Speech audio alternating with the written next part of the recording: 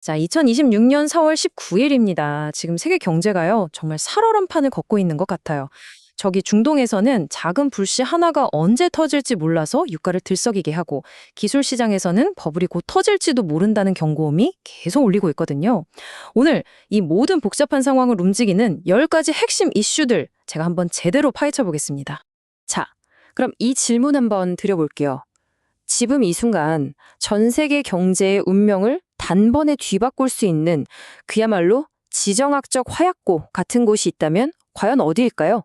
이게 그냥 던지는 말이 아닙니다. 네, 정답은 바로 여기 호르무즈 해협입니다.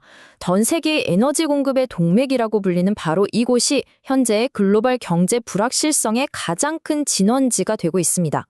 그래서 첫 번째 이야기로 들어가 볼 텐데요. 바로 이 살얼음판 위에 서 있는 세계 경제에 대한 이야기입니다. 지금 호르무즈 해협에서 벌어지고 있는 이 팽팽한 대치 상황이 어떻게 전 세계를 숨죽이게 만들고 있는지 그 현장으로 한번 들어가 보시죠. 상황이 지금 정말 팽팽해요. 이란은 레바논이 휴전하니까 우리도 잠깐 열어줄게. 이런 입장인데 서방 국가들은 아니 잠깐이 아니라 영원히 확실하게 보장해. 이렇게 나오고 있는 거죠. 영국은 심지어 해군까지 동원해서 방어 임무를 강화하고 있고요. 이 긴장감 속에서 모두가 던지는 질문은 딱 하나입니다. 과연 막혔던 바닷길은 다시 시원하게 뚫릴 수 있을까요? 아니, 저 멀리 중동에 있는 작은 해협에서 벌어지는 일이 어떻게 당장 내 지갑, 사정까지 영향을 미치냐고요? 이게 바로 호르무즈 나비 효과라는 겁니다. 그 놀라운 연결고리를 지금부터 따라가 보겠습니다. 이 모든 소동의 시작은 바로 이 한마디였습니다. 도널드 트럼프 미국 대통령이 이란과의 협상에 대해 슬쩍 긍정적인 신호를 흘렸는데 와, 시장이 여기에 즉각적으로 아주 격렬하게 반응했습니다. 이 숫자 좀 보세요. 1조 원. 그것도 이상이요. 트럼프 대통령의 말 한마디에 이제 유가 떨어진다. 여기에 돈을 건 사람들이 순식간에 1조 원 넘게 몰린 겁니다. 시장이 이 문제에 얼마나 촉각을 곤두세우고 있는지 딱 보여주는 거죠. 그리고 보시는 것처럼 결과는 바로 나타났습니다. 하늘 높은 줄 모르고 치솟던 국제 유가가 긍정적인 뉴스 한 줄과 이 막대한 베팅에 그대로 뚝 떨어져 버렸어요. 근데 이게 마냥 좋아할 일만은 아니에요. 물론 당장 기름값이 싸지면 우리야 좋죠. 인플레이션 압력도 줄어들고요. 하지만 좀 더 멀리 보면요. 전문가들은 진짜 에너지 시설이 복구되려면 아직 한참 멀었다고 말하거든요. 그러니까 단기적인 안도감 뒤에 장기적인 불안감이 숨어 있는 셈입니다. 자, 이제 시야를 좀 넓혀볼게요. 호르무즈 해협이 물론 지금 가장 뜨거운 감자이긴 한데 사실 진짜 문제는 다른 데 있을지도 모릅니다. 이미 세계 경제 내부에 있던 여러 균열들이 이번 사태 같은 외부 충격 때문에 그 취약성을 고스란히 드러내고 있거든요. 지금 시장이 좀 이상하지 않으세요? 한쪽에서는 그러니까 우리 실물 경제는 공급망이 엉망이라서 IMF가 성장 전망치를 낮추고 있는데 다른 한쪽 월스트리트에서는 주식시장이 36년 만에 최고로 뜨거운 파티를 벌이고 있다는 겁니다. 이 엄청난 괴리감, 이게 바로 전문가들이 걱정하는 균열입니다. 그 뜨거운 파티의 주인공이 누구냐? 바로 AI죠. 요즘은 회사 이름에 AI라는 글자 2개만 넣어도 주가가 막 폭등하잖아요.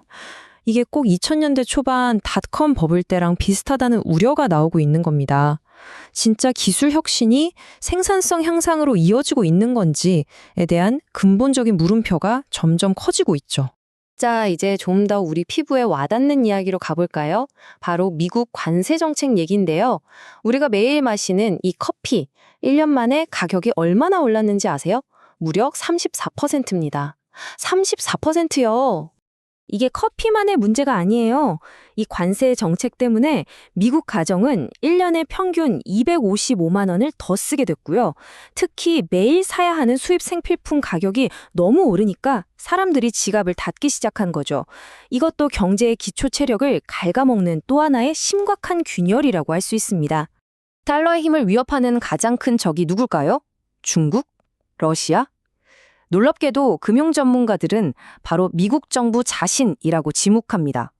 눈덩이처럼 불어난 국가 부채가 달러의 발목을 잡을 거라는 무서운 경고죠. 자, 그럼 이렇게 혼란스러운 상황 속에서 미래의 경제 지도는 어떻게 바뀌고 있을까요? 지금 물밑에서는요, 앞서 말한 이런 여러 균열들 때문에 기존의 경제 질서가 흔들리면서 아주 거대한 판도 변화가 시작되고 있습니다.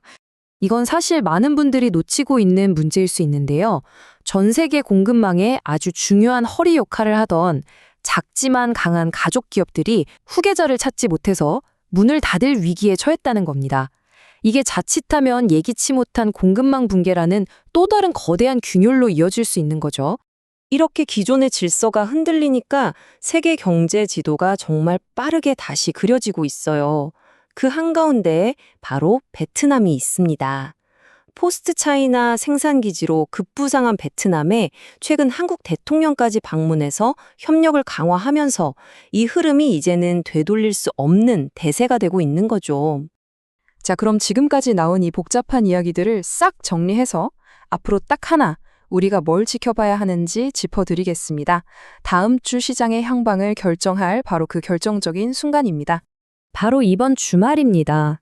금요일에 시장이 긴장 속에서 문을 닫고 나면 주말 동안 미국과 이란이 2차 협상을 벌입니다. 그리고 월요일 아침 전 세계 시장은 그 협상 결과에 따라 울거나 웃게 되겠죠. 그야말로 운명의 주말인 셈입니다. 그래서 마지막 질문은 이겁니다. 과연 시장은 드디어 안도랠리를 펼칠 수 있을까요? 아니면 이 모든 위기와 균열 속에서 그저 일시적인 반등에 그치고 말까요? 그 답은 바로 다음 주에 나옵니다. 우리가 계속해서 시장에서 눈을 뗄 수 없는 이유입니다.